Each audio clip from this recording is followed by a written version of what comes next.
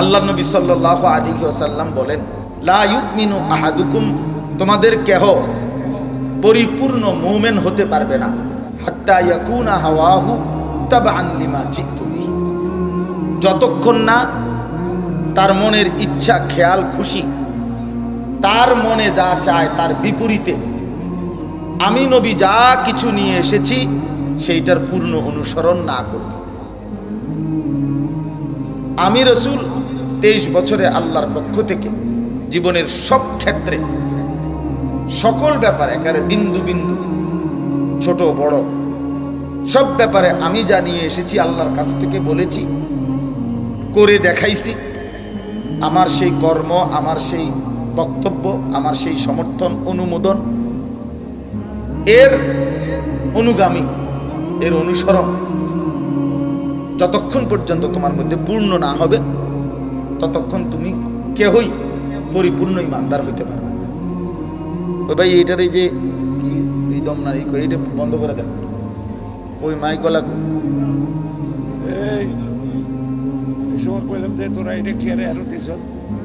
বন্ধ করে দাও ভাই। জি, তাইলে এটা আল্লাহ নবী সাল্লাল্লাহু আলাইহি সাল্লাম বলেন যে উম্মত তোমার মনের চাহিদা কিছুই হইতে পারবে না। আমি রাসূল যা নিয়ে এসেছি, যেটা যেভাবে বলছি, যেটা যেভাবে করেছি, সেই মতে যতক্ষণ তুমি নিজেকে পূর্ণ অনুসারী না বানাবে তাবান, ততক্ষণ পূর্ণ মুমিন হইতে পারবে না।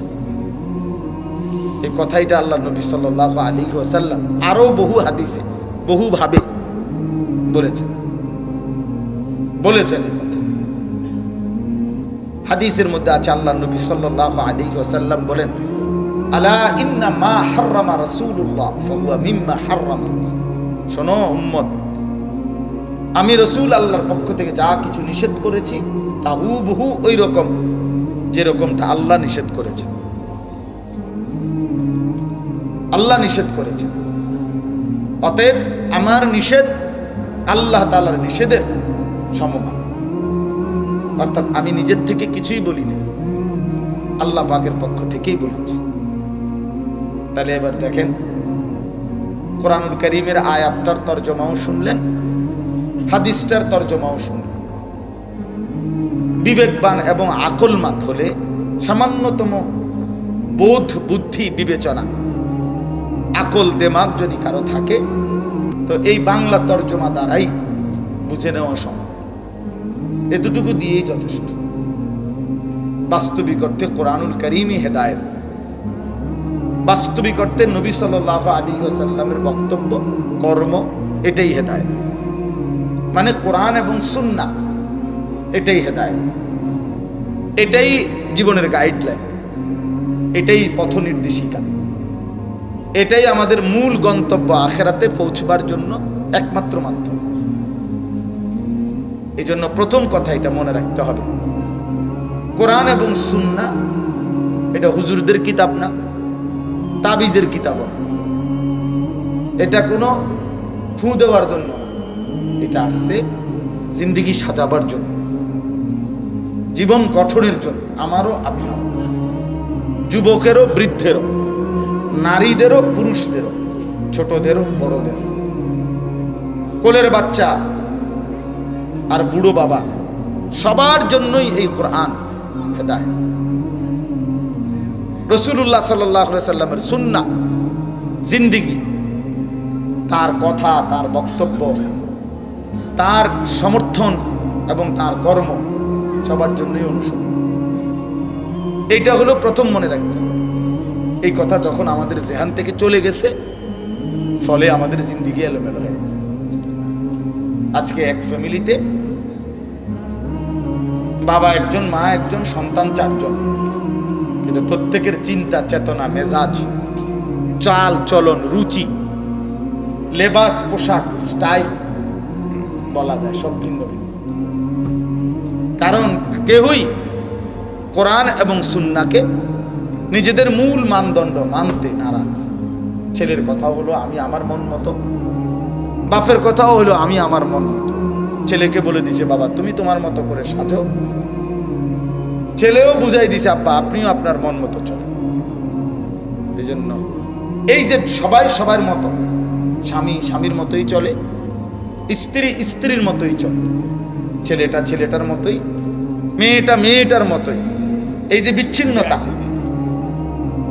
আমাদের ঘর, অথচ পরিবার মানে তো বন্ধন, পরিবার মানে তো হওয়ার কথা ছিল একই সুতোয় গাঁথা, একই চিন্তা চেতনা মেজাজ ফিকির, একই ভাবনা লালন করে, এরকমটা তো হওয়ার কথা ছিল পরিবার। কিন্তু বাপের চুল দেখেন আর ছেলের চুল দেখেন,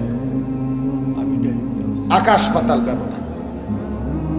ছেলে জানে না তার বাবার অনুসরণ কিভাবে, সে বলতেও পারে না এটা, বাবা একবারও ভাবেও না যে আমার সন্তানটা এমন চলে কেন, আমি মুসলমান আমার ছেলেটাও মুসলমান, অথচ তার চেহারা সুরতে লেবাসে পোশাকে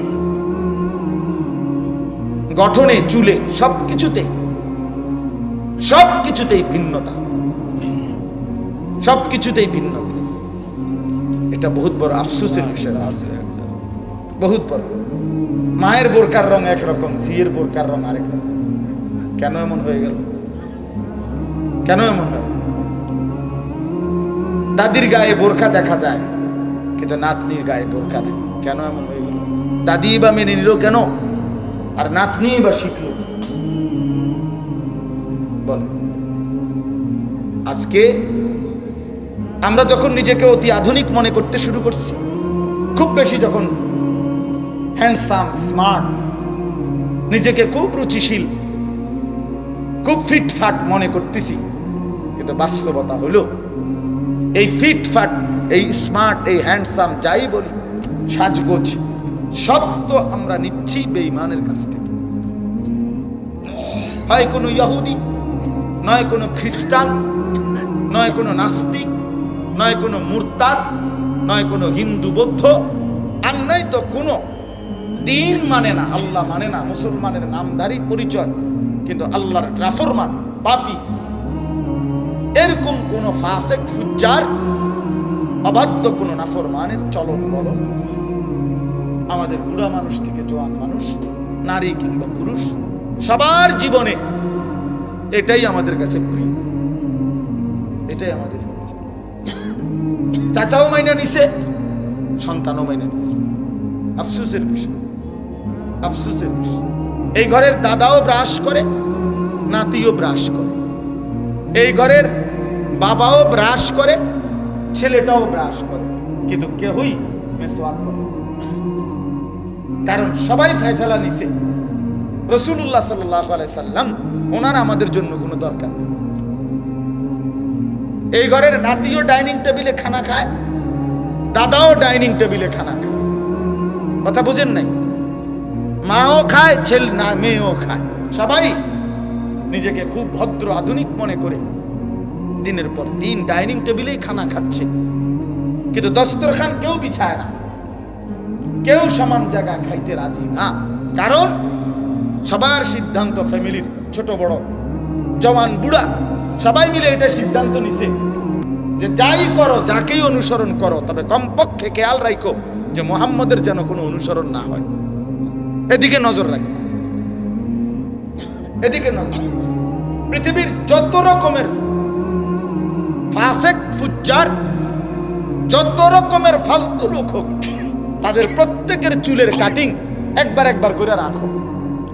যেহেতু প্রতি 1.5 মাস 1 মাসের মাথায় চুল কাটার সুযোগ আছে, তো কাজেই একবার ক্রিকেট খেলোয়াড়, একবার ফুটবল খেলোয়াড়, একবার সিনেমার গায়ক, একবার নায়ক, একবার রাস্তার বখাটে, একবার টিকটকার, একবার ইউটিউবার, অথবা যে কোনো কারো কিছু একটা। এইটারে বারবার ফ্যাশন চেঞ্জ করো, কিন্তু খেয়াল রাখবা একবারও যেন 20 বছরের ভিতরে, 30 বছরের ভিতরে মুহাম্মদ আরবি সাল্লাল্লাহু আলাইহি সাল্লাম তিনি কিভাবে চুল রাখতেন, সাহাবায়ে কেরাম কিভাবে চুল রাখতেন, এটা যেন কোনোভাবে তোমার মাথায় না আসে, এটা নজর রাখবে। এই হলো আমাদের। নাহলে আপনি এখন জিজ্ঞাসা করেন, আপনি জিজ্ঞাসা করেন যে যুবক তুমি দাঁড়াও, গত 10 বছরের ভিতরে তুমি যতবার চুল কাটছো, তুমি মুসলমানের বাচ্চা, একবারের জন্য মনে পড়ছিনি, কোনো একবার জিজ্ঞাসা করছুনি কাউরে যে আমার নবী সাল্লাল্লাহু আলাইহি সাল্লাম তিনি কিভাবে চুল রাখতেন? বলেন, সাহাবায়ে কেরাম কিভাবে চুল রাখতেন? আল্লাহর প্রিয় বান্দাগণ কিভাবে চুল রাখতেন? কেন মনে পড়লো না ভাই? কারণ আমাদের কলিজার ভিতরে শয়তান, ইবলিস, দুশমন আমাদের কলিজার মধ্যে এটা বসায় দিছে, যাই করো মুহাম্মদকে অনুসরণ করো সাল্লাল্লাহু আলাইহি ওয়াসাল্লাম। বুড়া চাচা 60 বছর বয়স, উনি সিদ্ধান্ত নিছে আমার বয়স যদি 60 হয়, 70 হয়, যদি আমার বয়স 600 বছর হয়, আমি বিড়িখানা ছাড়তাম না। কারণ আমি জানি মুহাম্মদ আরবি সাল্লাল্লাহু আলাইহি সাল্লাম তিনি দুর্গন্ধ পছন্দ করতেন না। নবীজি সাল্লাল্লাহু আলাইহি সাল্লাম দুর্গন্ধ সইতেন না। নবীজি সামান্য কাঁচা পেঁয়াজের গন্ধ পছন্দ করতেন না, কাঁচা রসুনের গন্ধ পছন্দ করতেন না, ঘামের গন্ধ পছন্দ করতেন না। কাজে আমি যেহেতু জানি নবীজি দুর্গন্ধ পছন্দ করতেন না, তিনি যেহেতু চির সুগন্ধিময়, 24 ঘন্টা আল্লাহ নবী সাল্লাল্লাহু আলাইহি সাল্লামের দেহ মুবারক থেকে মেশকো আম্বরের ঘ্রাণ বের হতো। তো সেই নবী যেহেতু সবসময় পবিত্র সুগন্ধিময় ছিলেন, কাজে আমার সিদ্ধান্ত আমি বুড়া হইতে হইতে যদি বাঁকাও হইয়া যায়, মাগার বিড়িখানা ছাড়তাম না। কারণ আমি তো মুহাম্মদকে অনুসরণ করি না। কথা বুঝছেন না? এটা হলো ওনার ফায়সালা। আপনি মুখে বলবেন, আপনি কলজাটা সিরিয়াস আর এটার ভিতরে, এটাই ভিতরে, হ্যাঁ এটাই ভিতরে। 30 বছর প্রয়োজনে লাগাতার আমি দাড়ি কাটবো, কাটতেই থাকবো। আমি যতবার নবী সাল্লাল্লাহু আলাইহি ওয়াসাল্লাম তিনি যদি প্রতিবারও কেঁদে ওঠে, তিনি যদি প্রতিবারও কাঁপা ওঠে যে হায় উম্মত কল্যাটা কি, তারপরও আমার কোনো পরোয়া নাই। কারণ আমার তো সিদ্ধান্ত আমি বিরোধিতা করব মুহাম্মদ। কাজে আমি দাড়ি কাইটাই যাব, সাফ কথা বেটা। কোন মোল্লা কি বলছে, কোন মৌলবি কি বলছে, এগুলো আমার দেখার সময় নেই। এই যে মানসিকতা, ভাইয়া বাবা, এ কেমন জিন্দেগি, এ কেমন জিন্দেগি, এ কেমন জীবন বলেন? দিনের পর দিন, বছরের পর বছর সামান্য পেশাব করে টয়লেট বাথরুমও ঠিক মতো পবিত্রতা, টয়লেট পেপারটুকুও ঠিক মতো ব্যবহার করে না, পানি ব্যবহার করে না।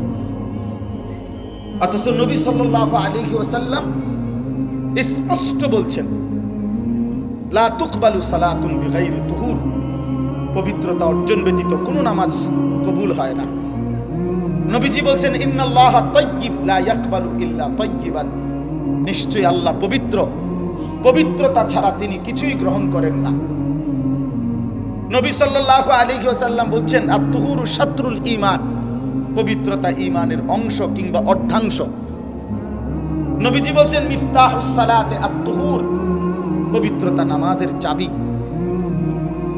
নবী সাল্লাল্লাহু আলাইহি ওয়াসাল্লাম এতভাবে বলছেন, কোরআনুল কারীমের মধ্যে আছে, কোরআনে আল্লাহ বলছেন, বান্দা তুমি যদি পেশাব করে, পায়খানা করে অথবা বীর্যপাত হওয়ার কারণে গোসলও ফরজ হয়, যদি তোমার পানি না মেলে, কোনোভাবে পানির ব্যবস্থা হচ্ছে না, প্রয়োজনে মাটি দিয়ে তায়াম্মুম করো, ফাতায়াম্মামু সাঈদান তাইয়্যিবা, মাটি দিয়ে তায়াম্মুম করো।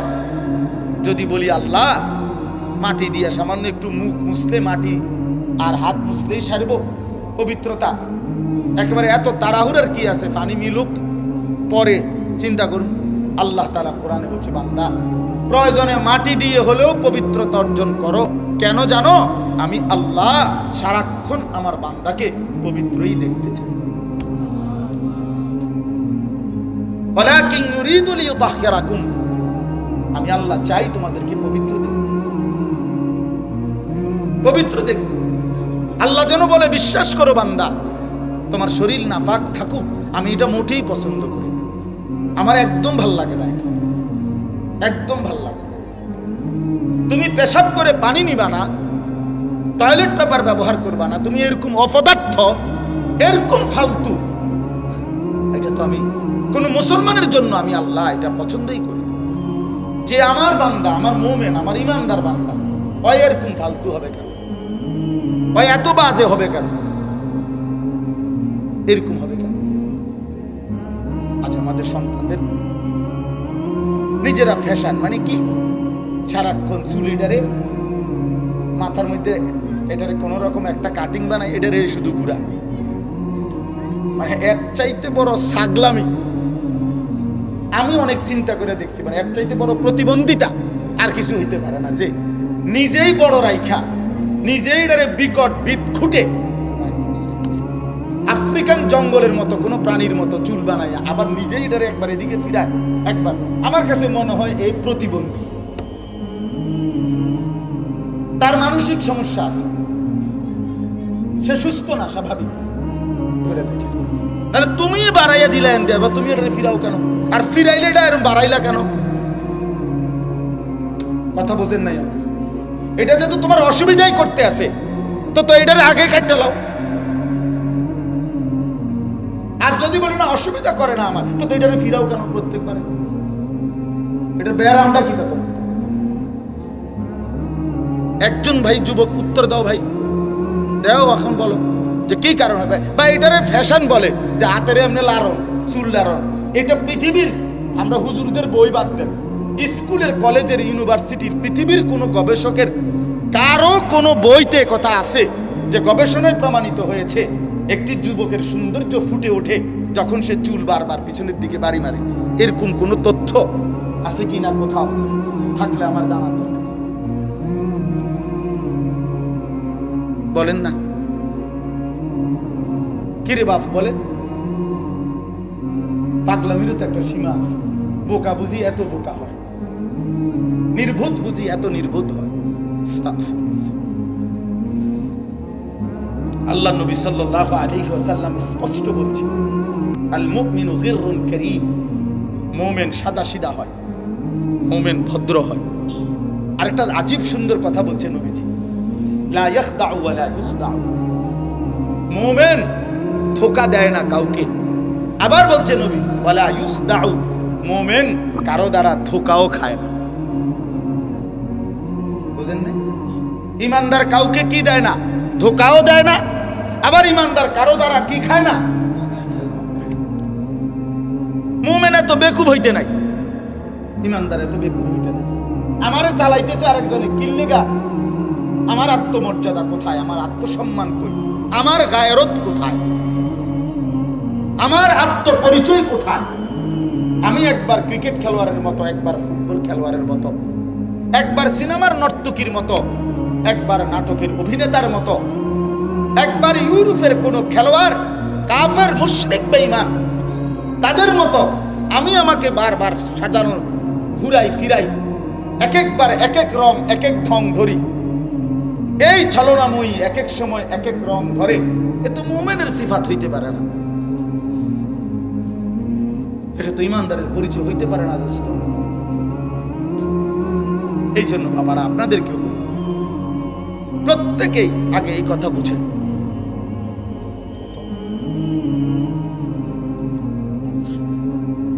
এইটা দয়া করে বুঝেন আগে। আমি এই জন্য বলছি আগে দিল থেকে আমার কথাটা যারাই শুনতেছেন মনোযোগ দিয়ে শুনেন। কয়জন শুনেন আমার এই নিয়ে কোনো টেনশন নেই, কয়জন পাত্তা না দিলেও আমার কোনো সমস্যা না। আমি একজন শুনলো, কেউ না শুনলে আমারটা আমি কয়ে যাই, আমার সোয়াব, এই যে কোনো সমস্যা। এই জন্য চিন্তা হবে জনপ্রিয়তা ধোঁকা, আসমানওয়ালা গ্রহণ করা সেটা হলো সফলতা। কথা বোঝেন নাই?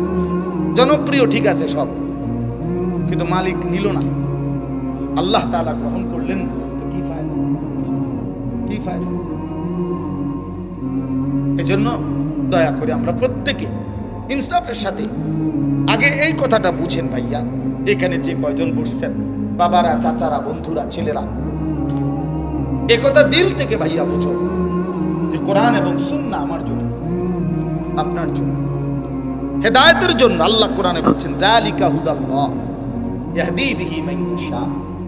আল্লাহ নিজে বলছে, শোনো বান্দা, এই কোরআনই হচ্ছে আমি আল্লাহর পক্ষ থেকে হেদায়েত। ইয়াহদি বিহি, খোদার কসম আল্লাহ বলছে, আমি কেবল এই কোরআন দ্বারাই যাকে ইচ্ছে করি হেদায়েত দিয়ে থাকি, হেদায়েত দিয়ে থাকি।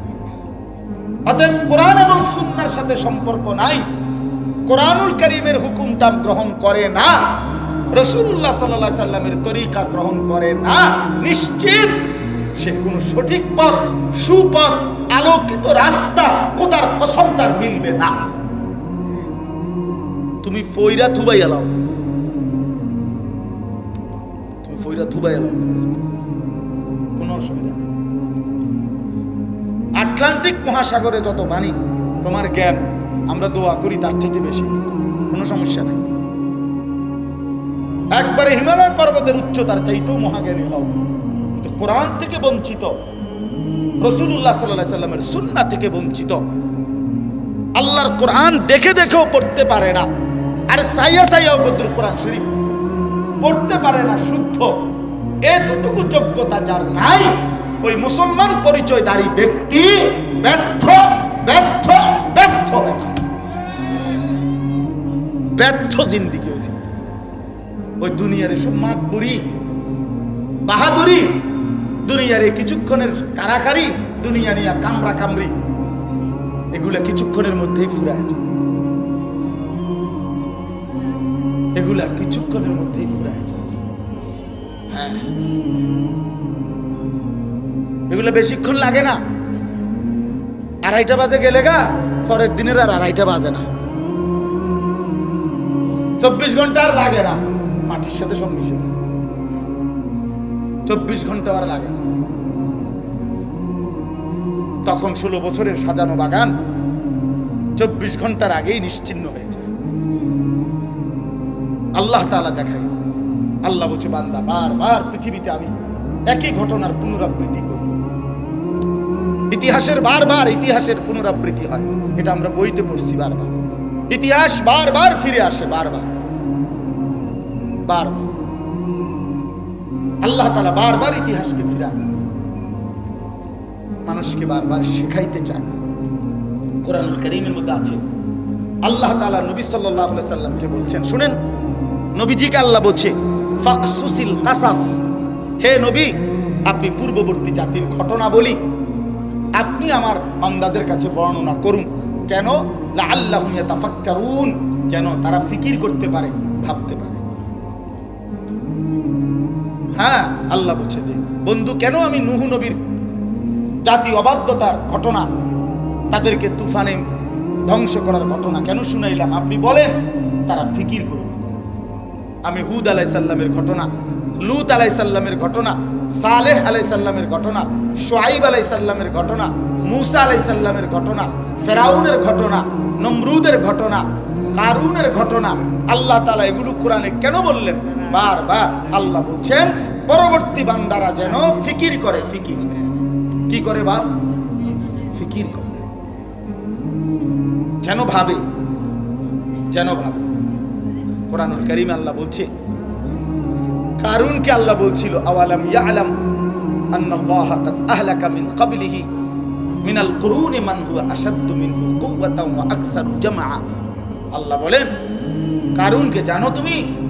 এই নাফরমান, তোমার আগে শক্তিতে অনেক বেশি ছিল, সম্পদেও অনেক বেশি ছিল, ধনেও বেশি ছিল, জনেও বেশি ছিল, মানে মানুষ শক্তি জনবলও ছিল বেশি, সম্পদও ছিল বেশি, এরকম অসংখ্য জাতি তোমার আগে আমি ধ্বংস করে দিছি।